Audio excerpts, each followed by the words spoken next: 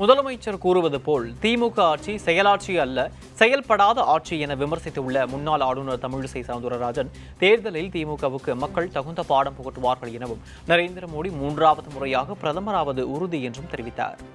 எங்களது சொல்லாட்சி இல்ல, செயலாட்சி அப்படின்னு சொல்லிக் கொண்டிருக்கிறார்.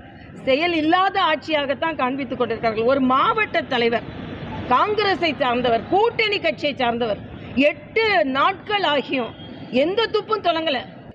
இன்னைக்கு திராவிட முன்னேற்ற கழக ஆட்சி முற்றிலும் தோல்வி அடைந்த ஆட்சி.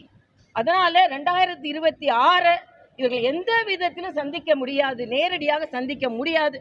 மக்கள் தகுந்த பாடத்தை புகட்டுவார்கள் என்பதை நான் தெரிவித்துக் கொள்கிறேன். யார் வேற்றுமை கொண்டுறது? முஸ்லீம்கள்னா நாங்க வேற மாதிரி நடத்துவோம் யார் சொல்றது? அதே மாதிரி விட ஒதுக்கீடு இன்னைக்கு எடுத்துருவாங்கன்னு மக்கள்கிட்ட ஒரு பீதியை கிளப்புறது யாரு? ஆக மதத்தை வைத்து, சாதியை வைத்து, நிறத்தை வைத்து, மொழியை வைத்து அரசியல் செய்வது இந்தி கூட்டணி, குறிப்பாக திராவிட முன்னேற்ற கழகம், காங்கிரஸ்.